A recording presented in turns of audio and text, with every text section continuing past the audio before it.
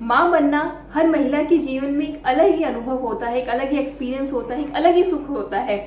और ये एक्सपीरियंस और भी ज़्यादा जॉयफुल, मतलब एक एक्साइटमेंट वाला होता है अगर कोई महिला पहली बार माँ बन रही है। पर अगर एक्साइटमेंट है, फन ऑफ है, बहुत सारी मस्ती है, खुशियाँ हैं, तो कहीं ना कहीं कुछ ना कुछ प्रॉब्लम्स भी आ ही जाती है। और प्रॉब्लम जो उसमें सबसे मेन होती है एक माँ बनने के बाद वो होती है कि जो माँ का दूध आ रहा है, जो ब्रेस्ट फीडिंग मिल्क है, वो कई बार महिलाओं के साथ होता है कि नहीं आ रहा है। जैसे बच्चा पेट भर नहीं पा रहा है, बच्चा एक्सेस रो रहा है, उसका पेट ही नहीं भर रहा है कि माँ का दूध नहीं आ रहा, माँ का दूध बन ही नहीं रहा, प्रोडक्शन ही नहीं हो रहा है, तो वो ब्रेस्ट फीड नहीं करवा पा रही है। अब आज हम बात करेंगे कि कोई लेडी, कोई महिला अगर पहली बार माँ बनी है, स्पेशली दिक्कत तब होती है जब महिला पहली बार माँ बनती है, जब दूसरी प्रेगनेंसी है या दूसरी बार कंसीव किया है किसी महिला ने, दूसरी बार माँ बनी है, तो अक्सर देखा गया है कि दिक्कत उतनी नहीं होती जितनी जो महिला पहली बार माँ बनती है उसके साथ ये प्रॉब्लम ज्यादा होती है। तो ऐसे में क्या करना चाहिए, क्या क्या आप अपने आप में चेंजेस कर सकते हैं कि आपका जो ब्रेस्ट मिल्क है वो उसका प्रोडक्शन जो है वो अच्छा हो, वो अच्छे से बने और आपका बच्चा भी पेट भर के दूध पी सके। तो क्या क्या करना चाहिए? सबसे पहले तो ना आपको एक स्ट्रेस फ्री रहना है। अक्सर जब माँ बनती है महिला तो हजारों लोग जो आसपास के होते हैं, रिलेटिव्स हो गए, फ्रेंड्स हो गए, सब अपने अपने सजेशंस देते हैं, नहीं आप ऐसे कीजिए, नहीं आप ऐसे कीजिए, आपको ऐसा करना चाहिए, ये करना चाहिए, वो करना चाहिए। देखिए, आपको इतना सारा स्ट्रेस लेने की जरूरत नहीं है। कुछ भी चीज नहीं हो रही है बॉडी, जैसे हमारी लाइफ में या बॉडी में, तो वो सडनली अपने आप टाइम टू टाइम आप उसको एक्सपीरियंस करना समझ जाएंगे, उसको हैंडल करना सीख जाएंगे। एकदम इतना सारा आप सबसे एडवाइसेस लेके इतना स्ट्रेस नहीं लेना है, क्योंकि जब भी हम स्ट्रेस लेते हैं हमारे जो बॉडी में हार्मोन चेंजेस होते हैं उससे मिल्क का प्रोडक्शन बिल्कुल ही कम हो जाता है। तो सबसे पहले क्या ध्यान रखना है? स्ट्रेस नहीं लेना है। दूसरी बात क्या ध्यान रखना है कि आपको ना बच्चे को बार बार फीड कराना है। देखिए, क्या जब होता है, स्पेशली जो सी सेक्शन से बच्चे होते हैं, जो सीजेरियन बच्चे, जो सी सेक्शन से जिनका डिलीवरी हुआ है, उन महिलाओं में क्या होता है 2 से 3 दिन तक ना बिल्कुल ना के बराबर मिल्क प्रोड्यूस होता है। तो उस समय भी है ना बच्चे को लैचिंग मतलब बच्चे को फीड करवाना ही करवाना है। अब एक ध्यान रखना है, फीड करवाते समय भी एक छोटा सा बात ध्यान जरूर रखना है कि जो निप्पल है ना, सिर्फ निप्पल नहीं जाना चाहिए, उसके मुंह में जो निप्पल के आसपास का जो ब्लैक एरिया है, जिसे एरोला भी कहा जाता है, उसको पूरा पोर्शन बच्चे के मुंह में होना चाहिए। जब वो पूरा पोर्शन बच्चे के मुंह में होता है ना, तो वो अच्छे से लैचिंग कर पाता है, मतलब अच्छे से सक करके दूध पी पाता है। अब इसको बार बार सक क्यों करवाना है, क्यों बच्चे को करवाना है? उसका मेन रीजन ये है कि जितनी बार बच्चा आपको सक, जैसे ब्रेस्ट फीड करेगा, ब्रेस्ट सक करेगा, निप्पल सक करेगा, उससे जो मिल्क का प्रोडक्शन है ना वो बहुत ही अच्छा होता है, वो इम्प्रूव होता है। तो हर 2 घंटे में बच्चे को लैचिंग जरूर करवाना है, चाहे सिर्फ 1 ड्रॉप हो, चाहे मिल्क ट्रांसपेरेंट हो, चाहे मिल्क का कलर लाइट ब्लूइश आ रहा हो, हल्का रेडिश आ रहा हो, येलो कलर हो, कोई मैटर नहीं करता है। आपको बच्चे को माँ के पास लेके जाना है, उससे लैचिंग की प्रैक्टिस जरूर करवानी है। दूसरा पॉइंट क्या ध्यान रखेंगे आप कि बच्चे को हर 2 घंटे बाद में बच्चे को लैचिंग करवानी ही करवानी है। अब इसके बाद में ये सब तो हमने जो ध्यान रखने वाली चीजें थी वो सब ध्यान रख लिया। अब खाने में क्या क्या दें जिससे मिल्क प्रोडक्शन अच्छा हो रखे, क्योंकि वो भी जरूरी है, वो भी बहुत जरूरी चीज है।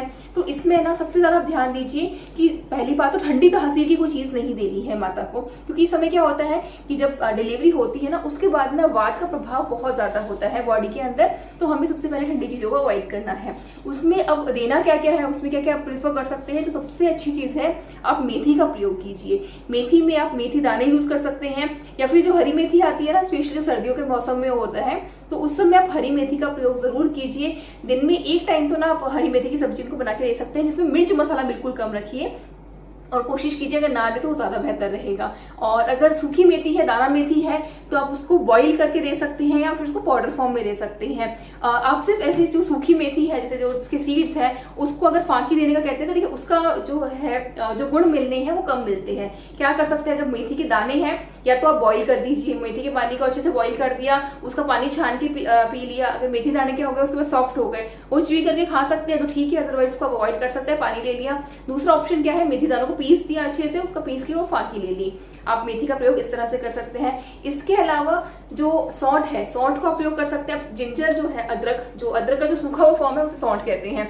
आप अदरक का यूज कीजिए चाहे सौंठ का यूज कीजिए, वो आपकी मर्जी है। अदरक का फॉर्म में यूज करना है तो आप दूध के साथ ले सकते हैं। गर्म पानी में अदरक को जैसे करके उसका जो जूस निकाल के, उसका जो रस निकाला, उसको गर्म पानी में बॉईल करके उसको दे सकते हैं, या फिर सौंठ के लड्डू बना के दे सकते हैं। जैसा कि आप सभी माताएं बहनें जो भी वीडियो देख रही हैं आप बिल्कुल जानती ही होगी। और अगर आप पहले ही माँ बन चुकी हैं या बनने जा रही हैं तो अपने घर में किसी ना किसी महिला से जरूर सुना होगा कि उन्होंने अपनी डिलीवरी में, जो हम लोगों की भाषा में कहते हैं कि अपने जापे में, सौंठ के लड्डू तो खाए ही हैं। अब सौंठ के साथ में एक चीज और होती है, गोंद।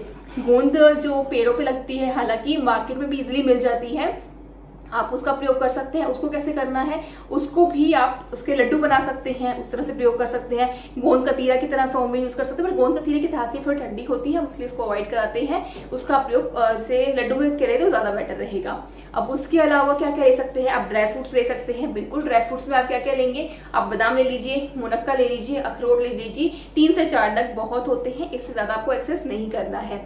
तो ये सारी जो चीजें हैं ध्यान रखना है। हरी सब्जी का प्रयोग ज्यादा करना है, जितना हो सके आप हरी सब्जियां खाइए, उससे अच्छा बेनिफिट्स मिलते हैं। और इसके अलावा जो विशेष ध्यान रखना है, एक तो आलू को अवॉइड कीजिए, उससे क्या होता है गैस्ट्रिक प्रॉब्लम का इशू हो जाता है।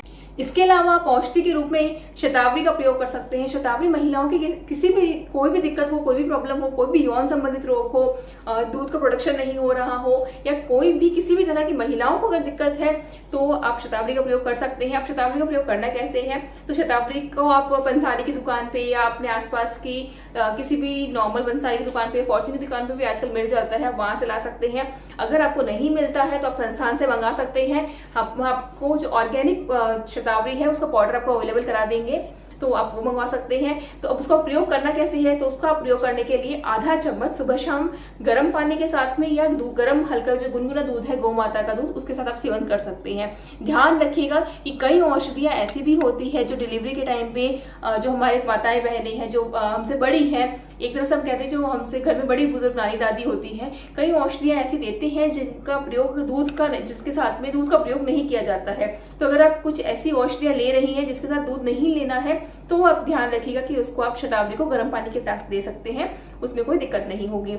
आप शतावरी के अलावा आप किसी का प्रयोग करना चाहते हैं तो आप जीवंती का प्रयोग कर सकते हैं। जीवंती का भी यही तरीका है, आप उसका पाउडर बना लीजिए और उसको सुबह शाम आप हल्का गुनगुना पानी के साथ सेवन कर सकते हैं। आधा चम्मच लीजिए सुबह, आधा चम्मच शाम को भोजन के बाद में। अब इसके अलावा एक चीज आप विशेष ध्यान रखिएगा कि जो भी आप भोजन में ले रहे हैं, स्पेशली आप गेहूं का अवॉइड करें तो ज्यादा बेटर रहेगा, क्योंकि गेहूं से कई बार होता है कॉन्स्टिपेशन की दिक्कत हो जाती है। तो आप गेहूं को अवॉइड करके जौ की रोटी खा सकते हैं।